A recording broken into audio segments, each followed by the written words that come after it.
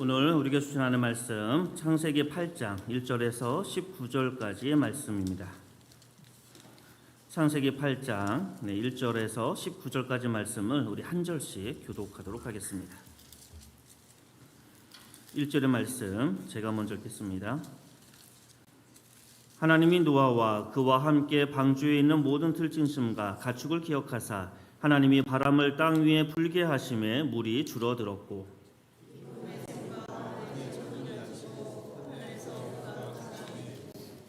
물이 땅에서 물러가서 점점 물러가서 150일 후에 줄어들고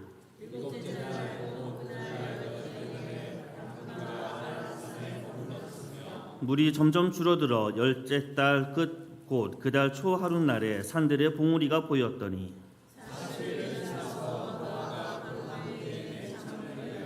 까마귀를 내놓음에 까마귀가 물이 땅에서 마르기까지 날아 왕래하였더라.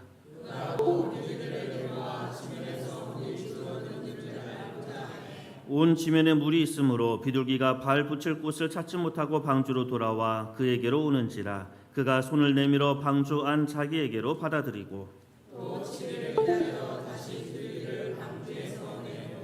저녁 때에 비둘기가 그에게로 돌아왔는데 그 입에 감람나무 새 잎사귀가 있는지라 이에 노아가 땅에 물이 줄어든 줄을 알았으며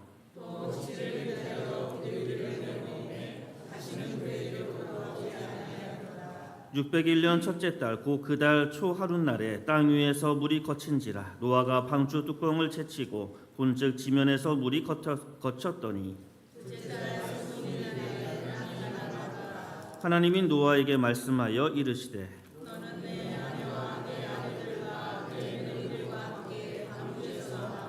너와 함께한 모든 혈육 있는 생물 곧 새와 가축과 땅에 기는 모든 것을 다 이끌어내라. 이것들이 땅에서 생육하고 땅에서 번성하리라 하시매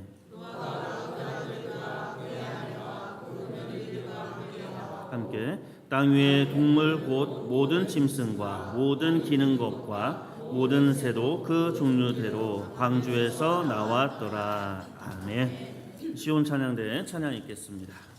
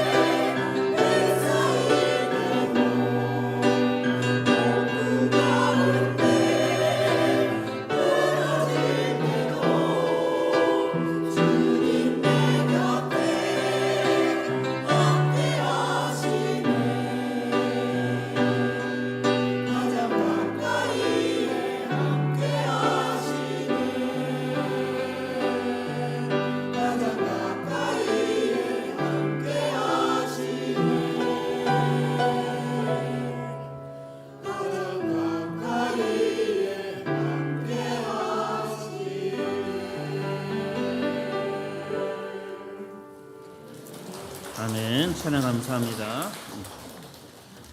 어떻게 한 주간 평안하셨습니까? 참 더워서 너무 덥지요. 7월의 햇살이 이제 뜨겁다 못해 아주 따갑습니다. 그렇죠. 우리의 육신뿐만 아니라 우리의 살뿐만 아니라 마치 우리의 영혼조차도 불타는 듯한 아주 뜨거운 지금 여름을 우리가 맞이하고 있습니다. 이제 에어컨이 없으면 아예 생활 자체가 안 되는 것 같아요. 그렇죠. 그래서 시원한 성령의 바람이 어느 때보다 참 필요한 시간이 되지 않았나 생각 들어집니다. 에어컨보다 더 시원한 하나님의 그 은혜가 하나님의 말씀 안에 있습니다. 네, 얼음물보다 더 시원한 그 생수가 우리의 기도 속에 있습니다. 그래서 우리 이렇게 한번 고백했으면 참 좋겠습니다. 참 더워서 기도할 만하다.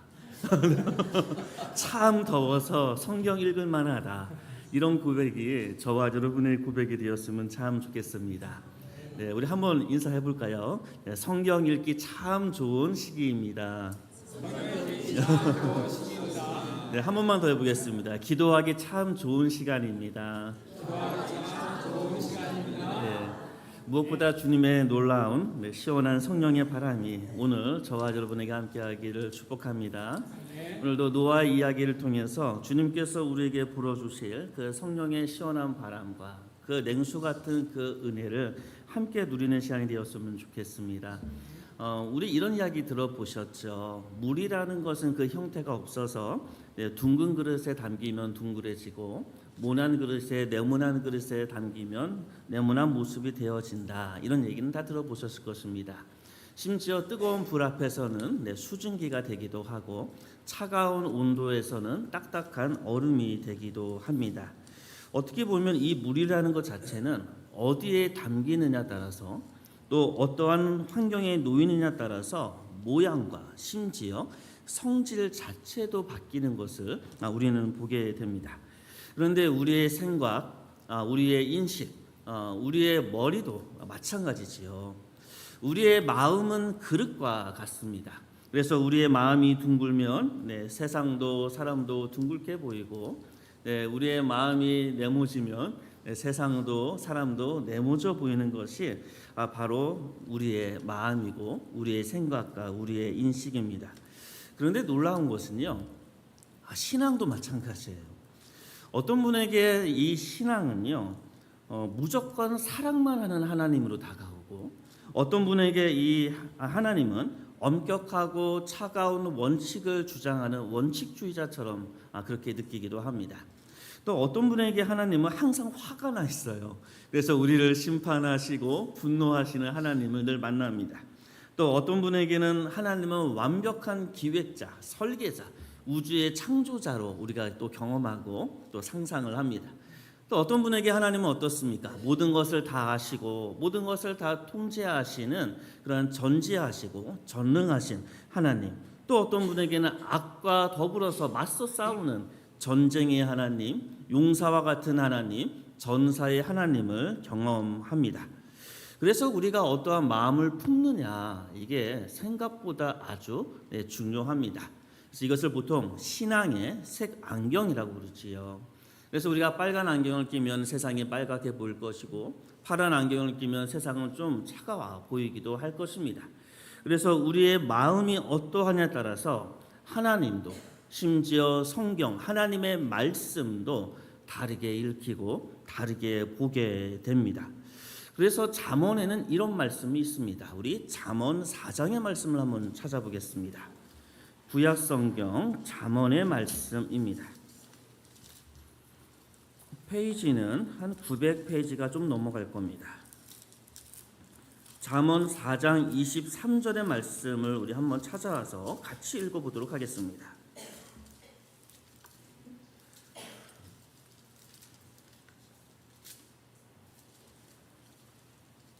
잠언 4장 23절의 말씀입니다. 같이 읽겠습니다. 무릇 지킬 만한 것 중에 더욱 내 마음을 지키라. 생명의 근원이 이에서 남이니라. 무릇 지킬 만한 것 중에서 마음을 지키라고, 심지어 생명의 근원이 거기 있을 수 있다, 거기에 있다라고 이야기합니다. 이만큼 하나님께서는 우리의 마음을 중요하게 생각하셔서 우리의 마음을 지키라고 이야기합니다. 이 무더위 속에 우리의 마음을 지키는 저와 여러분이었으면 좋겠습니다. 그래서 신앙인들은요, 반드시 필요한 우리의 영적인 성숙을 위해서 필요한 작업이 있습니다. 그것은 자신의 마음을 들여다보는 겁니다. 내가 어떠한 생각을 갖고 있는지, 내 마음의 그릇은 어떠한 모양인지를 들어봐야 됩니다. 이것을 보통 자아성찰이라고 이야기하지요. 그리고 하나님을 만나야 되는데, 성경을 통해서 하나님을 만나는데 내 생각을 뛰어넘어 계시는 그 하나님, 성경을 읽고 말씀을 들을 때 내 상식과 생각을 뛰어넘는 그 하나님을 만나야 됩니다. 그것을 다른 말로 표현한다면 성경을 낯설게 읽기라고도 이야기합니다. 이렇게 우리는 우리의 마음을 지켜서 자아성찰과 성경을 낯설게 읽음을 통하여 나를 뛰어넘으시는 하나님, 내 생각을 뛰어넘으시는 그 하나님을 만날 때 우리의 신앙은 깊어지고 우리의 신앙은 더욱더 성숙되어져 갑니다. 그래서 신앙의 성숙이란 이렇게 표현할 수 있을 것 같아요. 마치 옥합을 깨는 것처럼 나의 그릇을 깨는 것이다. 성경이 말하는 하나님의 그 진짜 얼굴 앞에 나의 모습을 내려놓는 것이다. 우리는 그렇게 이야기할 수가 있을 것 같습니다. 그런 의미에서 우리가 지금 함께 나누고 있는 이 노아의 이야기는 너무나도 특별합니다. 그것은 우리가 노아 이야기를 이야기할 때 하나님의 분노와 하나님의 진노를 늘 이야기했지만, 우리가 만나는, 특히 성경에서 이야기하고 있는 하나님의 그 모습은 우리의 그릇과 우리의 생각을 뛰어넘기 때문에 그렇습니다. 하나님은 어떠하십니까? 진노보다 앞선 하나님의 감정은 무엇이었습니까? 고통과 슬픔이었지요. 심판보다 앞선 하나님의 그 행동은 무엇이었습니까? 하나님의 은혜였습니다. 바로 우리의 생각을 뛰어넘으시는 하나님입니다.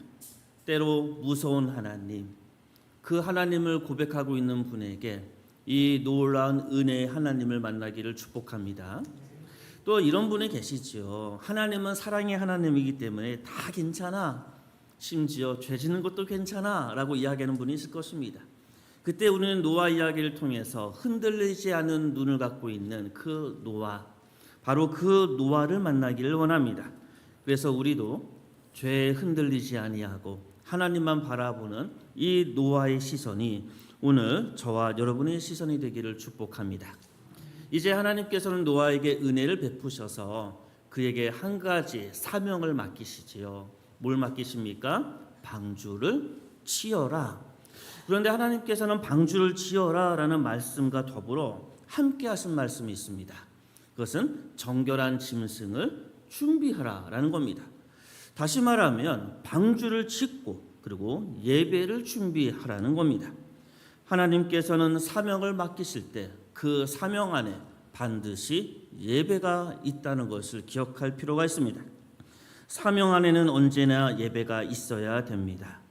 하나님께서는 우리에게 너만을 위한 안전한 방주를 지어라 라고 말씀하지 않으시고 그 사명 안에 정결한 짐승, 제사와 예배를 준비하라고 말씀하십니다. 사랑하는 성도 여러분, 저와 여러분에게는 사명이 있지요. 교회 안에서 여러 가지 역할을 감당하고 때로는 부모로서, 또 교사로서, 또는 구역의 리더로서, 아니면 직장과 일터에서 우리는 여러 가지 사명을 받습니다. 하지만 기억하십시오. 예배가 없는 사명은 우리를 번아웃시킵니다. 우리를 지치게 만듭니다. 예배가 없는 사명은 그래서 하나님의 일이 아니라 나의 일이 됩니다. 그래서 예배가 늘 있어야 됩니다. 예배가 없는 예배가 없는 사명은 나의 야망이 되기 때문에 그렇습니다. 오늘도 우리의 모든 사명의 현장 속에서 이 예배가 회복되기를 축복합니다. 그래서 우리는 늘 물어봐야 됩니다. 이 사명의 중심에 하나님이 계시는가? 우리가 하는 이 일이 결국이 예배로 이어지고 있는가? 우리가 하는 이 모든 일이 하나님을 경배하고 하나님을 찬양하고 하나님께 영광 올려드리는 그 일로 이루어지고 있는가, 우리는 그것을 늘 유념하고 우리의 사명들을 감당해 나가야 됩니다. 자, 그런 상황 속에서 오늘 우리는 이제 창세기 8장 앞에 쓰게 됩니다. 창세기 8장은요, 아주 노아의 이야기에 있어서 특별한 장입니다. 우리가 노아 이야기가 6장부터 9장까지가 노아의 이야기인데요, 이 이야기는 일종의 대칭적인 구조로 되어져 있습니다. 이렇게 대칭적인 구조로 되어져 있다는 의미는요, 이 노아 이야기를 잘 기억하고 이 노아 이야기를 통해서 아주 중요한 하나님께서 의도한 그 뜻을 보여주기 위해서 그렇습니다. 그래서 그 표를 하나 보여드리겠습니다. 네, PPT 하나를 보여주시면 글자가 너무 작지요.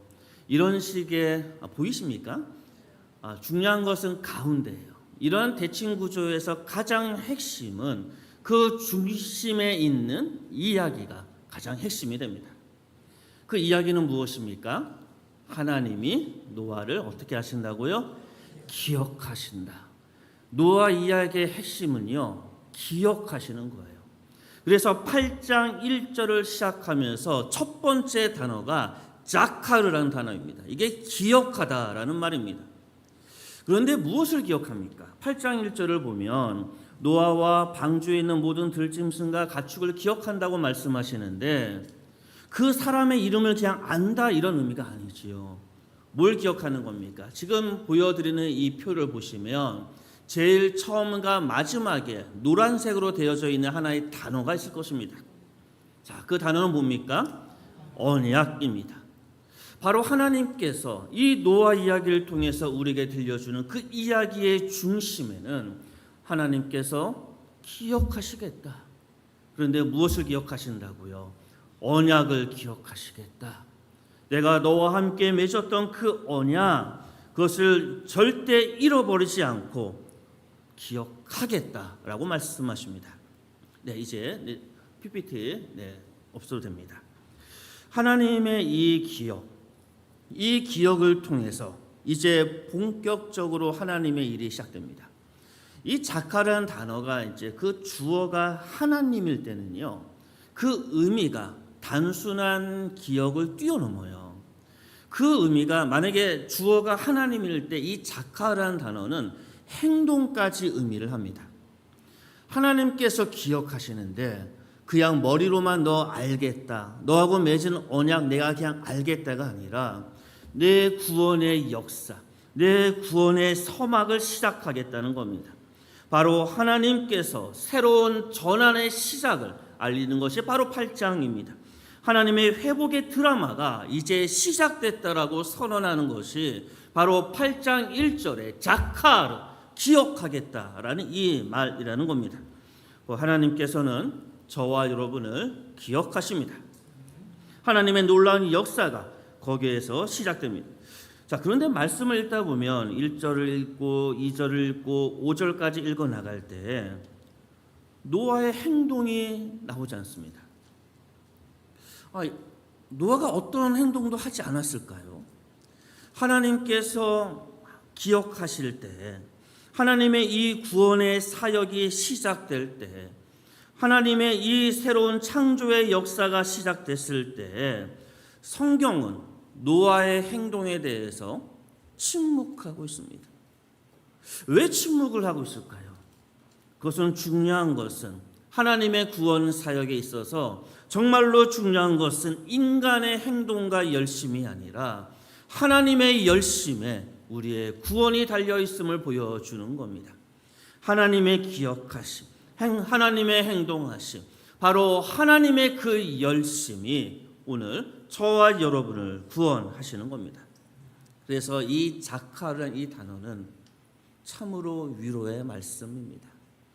저와 여러분의 부족한 모습에도 불구하고 하나님께서 우려했던 그 약속, 하나님의 이 말씀을 내가 기억하겠다, 널 향한 구원의 그 역사를 비로소 내가 시작하겠다라는 주님의 놀라운 위로의 말씀입니다. 이제 우리 1절의 말씀을 다시 보면 기억하시고 나서 그 다음에 어떤 일이 일어나지요? 8장 1절입니다. 기억하사 하나님이 바람을 땅 위에 불게 하셨다라고 이야기합니다. 하나님의 영입니다. 이 바람은 루하입니다. 이 단어는요, 사실 창세기 1장 2절에 처음 등장했던 단어입니다. 이 세상이 혼돈과 공허로 가득할 때 하나님의 영이 수면 위에 운행하시더라고 했던 그 하나님의 영 루하가 이제 땅 위에, 심판 위에, 모든 세상을 물로 심판했던 그 혼돈 위에 다시 하나님의 영이 불기 시작한다는 겁니다. 바로 새로운 창조의 영, 바로 성령님께서 다시 불어오면 놀라운 창조의 역사가 시작되어지는 그 내용이 바로 오늘 이 1절에서 우리에게 증언되고 있습니다. 하나님의 영이 불 때 창조의 역사가 일어납니다. 이 우주도 이 세상도 하나님의 영이 불 때 시작되었고, 홍수의 회복도 하나님의 영이 불 때 시작됐습니다. 신약에 와서 교회가 탄생될 때 바로 오순절의 순간에 하나님의 영이 임해서 비로소 교회가 시작되어집니다. 먼저 하나님의 영이 불었습니다. 사랑하는 성도 여러분, 여러분의 삶이 지금 혼돈이십니까? 하지만 하나님이 기억하시고 그 혼돈 위에 성령님을 불어넣어 주십니다. 여러분의 가정이 지금 혹시 공허이십니까? 그러면 우리 하나님의 영이 그 공허 위에 풀어 오십니다. 그것은 하나님의 뜻이고 성경을 통해서 오늘 우리에게 증언하는 주님의 말씀입니다. 이제 2절의 말씀을 보면 성경은 우리에게 이렇게 이야기하고 있습니다. 기품의 샘과 하늘의 창문이 닫혔다. 고대 근동의 기품의 샘과 하늘의 창문은요, 고통과 죽음, 혼돈과 공허를 상징했습니다. 바로 모든 혼돈의 그 원인, 모든 고통과 죽음의 원인이 되었던 그 깊은 샘과 바로 하늘의 창문을 하나님께서 닫으신다라고 말씀하십니다. 하나님 우리를 기억하시고 하나님은 우리의 가정과 삶에 성령님을 불어오게 하시고 성령님이 우리에게 임하실 때 그 가정과 교회와 우리의 삶의 많은 원인과 문제들은 하나님께서 막아주시고 그것을 제거해 주시겠다라고 약속하고 계십니다. 이제 3절에 가면 어떤 일이 일어납니까? 물이 땅에서 물러간다. 근데 한 번만 얘기하지 않지요. 점점 물러간다라고 이야기하지요. 이 3절에는 아주 중요한 단어 하나가 등장을 해요. 이 물러가다는 이 말이 슈브라는 단어입니다. 보통 회개하다는 단어와 회복하다는 단어가 바로 이 단어입니다. 하나님께서는 이제 바로 회복을, 관계의 회복을, 무너진 것들이 다시 제자리로 돌아오게 만드시는 놀라운 역사가 바로 3절의 말씀을 통해서 오늘 우리에게 주십니다. 혼돈이 다시 질서를, 죽음이 다시 생명의 풍성함으로, 심판이 다시 하나님의 사랑과 은혜 아래 들어오게 되는 놀라운 역사를 우리는 보게 되지요. 자, 그러고 나서 이제 산을 보게 됩니다. 4절과 5절을 보면 4절에서는 어떠한 산에 도착합니까? 아라랏산에 도착을 하고요. 5절에 보면 봉우리가 보이기 시작합니다. 이것은 단순하게 어떤 기상 변화를 이야기하지는 않지요. 그냥 물이 빠졌다 뭐 이런 식의 의미는 아닐 겁니다. 이 말씀은 이제 하나님의 그 회복의 역사가 바로 눈으로 목격할 수 있는 상황이 된 겁니다. 바로 산을 보게 된다는 것입니다. 바로 그 산, 어떻게 보면 우리의 땅에 우리의 발을 딛게 된다는 것입니다. 바로 하나님의 구원은 이제 현실의 땅 위에 우리를 굳게 세워나갑니다. 그런데 그거보다 더 놀라운 것은 구약의 산은요, 늘 하나님을 만나는 장소였어요. 모리아 산에서 아브라함은 순종을 배웠고요. 시내 산에서 하나님의 백성들은 언약을 받았고요. 떨기나무에서 모세는 하나님을 만나게 됩니다. 우리 예수님께서는 감람산에서 바로 그 십자가의 그 사역, 구원의 사역을 기도하며 준비하셨습니다. 바로 산을 보게 됩니다. 우리의 예배가 회복된다는 겁니다. 하나님과의 관계가 회복된다는 겁니다. 하나님께서 기억하시는 곳에 하나님을 향한 예배와 하나님을 향한 그 경배가 회복되어지고 있는 그 모습을 우리는 보게 되어집니다. 자, 그런데요, 이 모든 과정 속에서 하나님이 기억하시고 하나님이 바람을 불게 하시고 하나님이 물이 물러가게 하시고 하나님이 하늘의 창과 깊음의 생들을 닫으시고 하나님께서 산을 드러내는 그 모든 과정 속에서 노아는 무엇을 했을까요? 도대체 노아는 이 8장에서 어떤 일을 합니까? 결론적으로 말씀드리면 그저 있었습니다. 그저 방주에서 기다렸습니다.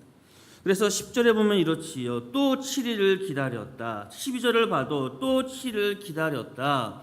끊임없이 방주 안에서 노아는 기다린 겁니다. 자, 한번 제 문제를 내보겠습니다. 이렇게 수학 잘하십니까? 자, 머리로 빠르게 한번 계산을 해보십시오. 한번 제가 그러니까 질문은 이거예요. 노아가 방주 안에 며칠 동안 있었을까? 자, 이거를 맞히시는 겁니다. 제가 성경을 하나하나 할 테니까 여러분의 그 뛰어난 스마트한 머리로 한번 셈을 한번 해보십시오. 자, 먼저 물어보겠습니다. 자, 홍수가 물이 아니죠. 비가 며칠 동안 내립니까? 40일 동안 내렸어요. 그리고 물이 며칠 동안 가득 차 있었습니까? 네, 150일입니다. 그게 8장 바로 위에 있죠. 7장 24절이에요. 자, 지금부터는 좀 헷갈릴 수 있습니다. 자, 4절을 보면 일곱째 달 그 달 열일에는 17일을 이야기합니다. 아라랏산을 보게 됩니다. 자, 5절입니다. 열째 달 그 달 초하루 날에 봉우리를 보게 됩니다. 자, 그런데 또 6절을 보면요, 40일을 또 지나서 까마귀를 보내게 됩니다. 자, 이번에는 또 10절입니다. 7일이 지나서 또 휘둘기를 보냅니다. 그리고 12절을 보면 또 7일이 지나서 휘둘기를 보냅니다. 자, 계산이 되셨습니까? 자, 물어보겠습니다. 이거 상품에도 걸 걸 그랬나요? 자, 노아가 방주에서 며칠 있었습니까? 계산이 되던가요? 네, 안 되죠. 근데 쉬운 방법이 있습니다. 우리 7장 11절 보겠습니다. 7장 11절. 7장 11절을 보시면 노아가 600세 되던 해 둘째 달 그 달 열일에, 그러니까 600세 2월 며칠이죠? 17일부터 방주에 있는 것으로 묘사됩니다. 자, 이번에는 8장 13절을 보겠습니다. 8장 13절을 보시면, 자, 600 몇 년이죠? 1년. 자, 1년이 지났습니다. 601년 첫째 달 그 달 초하루 날에, 그리고 14절로 바로 갑니다. 둘째 달 21의 날.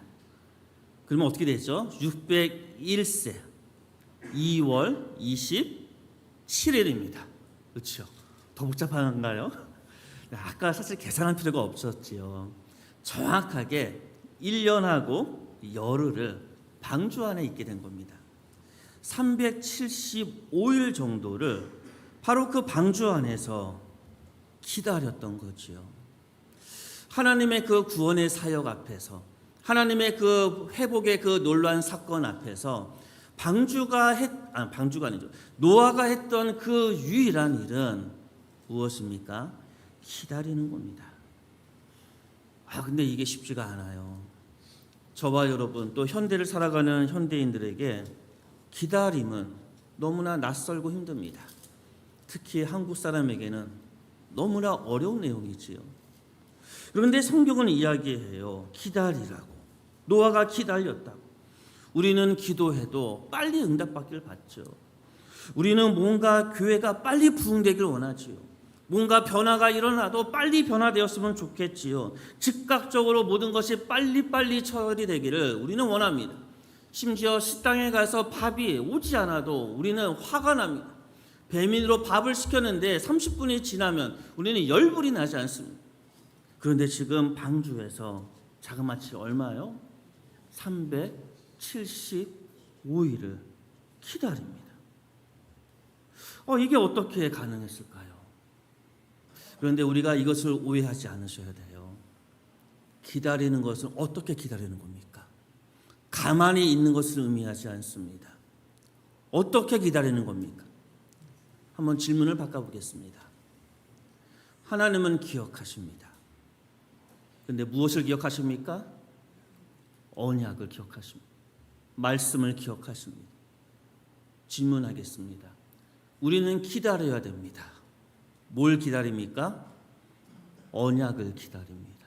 말씀을 기다립니다. 언약을 믿고 신뢰하고 말씀을 믿고 신뢰하고 우리는 그렇게 기다리는 겁니다. 그래서 이런 이야기를 종종 우리는 하고 듣지요. 우리의 기다림은 희망이 아니고 소망이다. 혹시 들어보셨습니까? 희망은 막연하게 낙천적으로 버티는 겁니다. 그냥 잘 될 것이라고 그냥 막연하게 버티는 것이 희망입니다.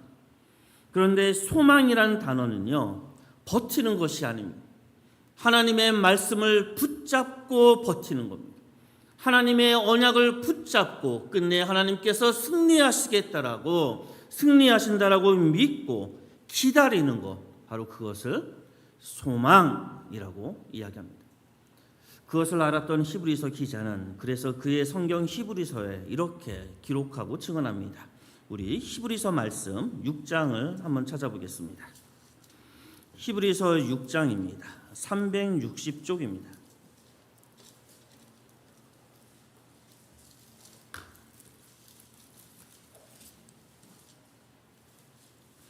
히브리서 6장 19절의 말씀을 다 찾으셨으면 한 목소리로 같이 읽으려고 합니다.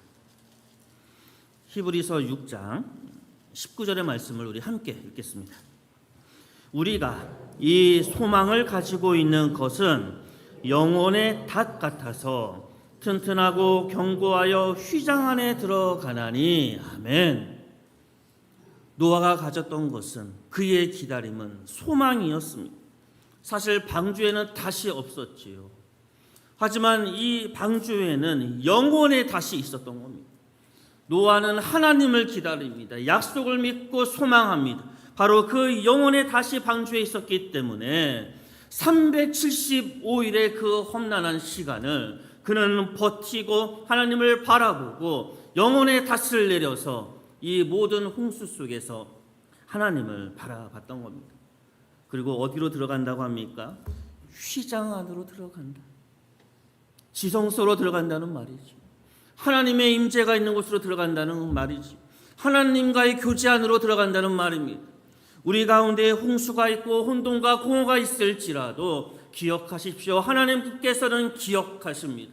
그리고 하나님께서는 우리를 기억하시고 물을 물리시고 우리의 모든 고통의 원인을 닫으시며 다시 산을 보이게 만드십니다. 그 모든 과정 속에서 저와 여러분이 해야 될 것은 영혼의 닷을 내리는 겁니다. 소망을 갖는 겁니다. 하나님의 말씀, 하나님의 언약을 믿고 그렇게 나아가는 겁니다. 바로 그곳에 지성소에 들어가게 되고 하나님의 임재를 경험하게 되고 그곳에서 우리는 하나님을 만나게 되어지는 겁니다.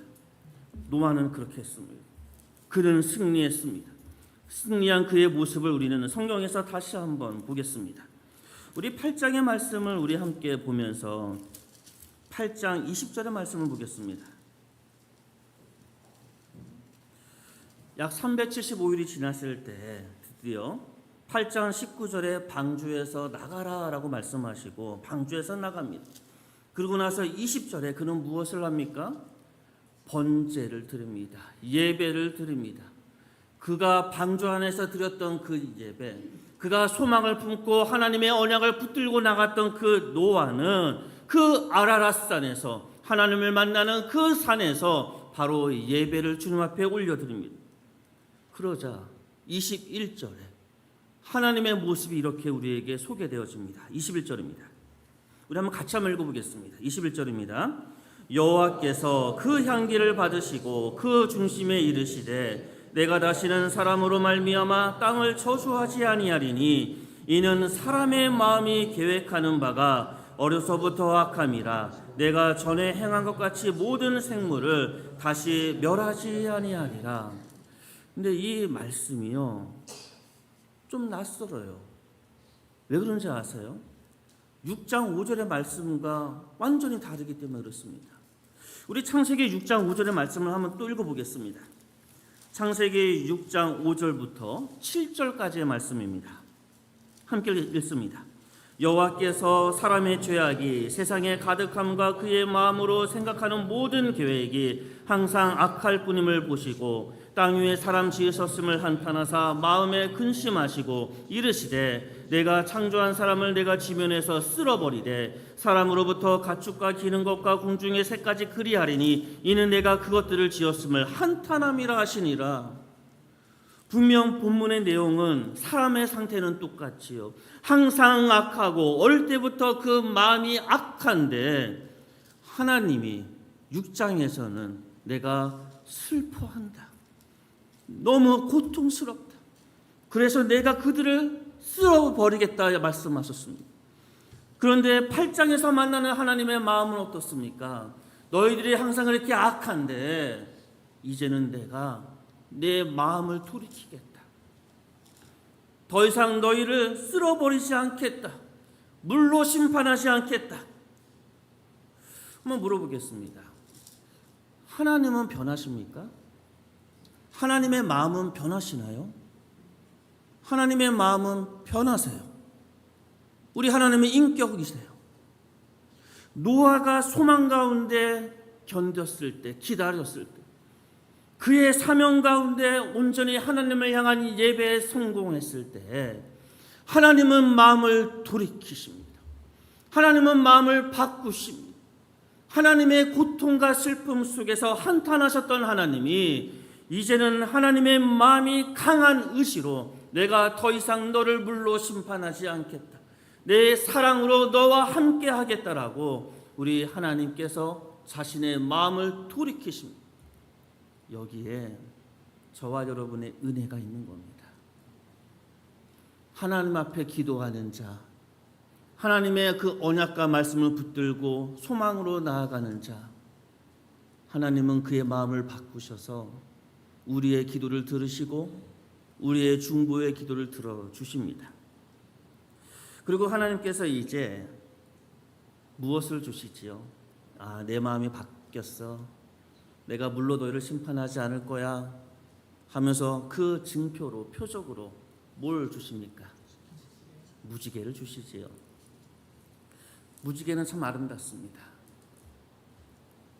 그런데요, 고대 근동의 이 무지개라는 이 단어는요, 사실 이 활, 우리가 전쟁에서 쓰는 활하고 단어가 똑같은 단어입니다.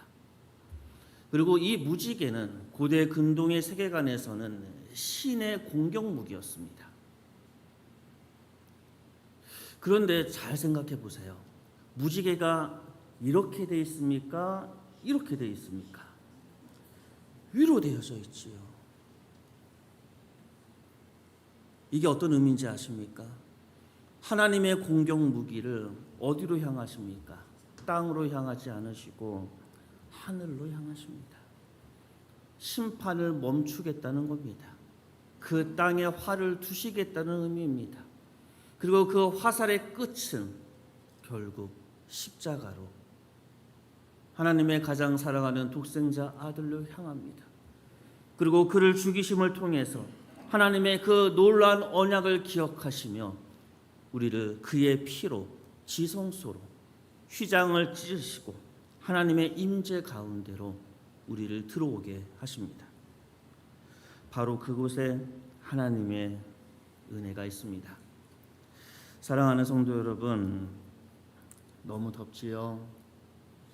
여러분의 삶은 이 더위보다 더 덥지요? 여러분의 삶은 혼돈과 공허로 가득하십니까?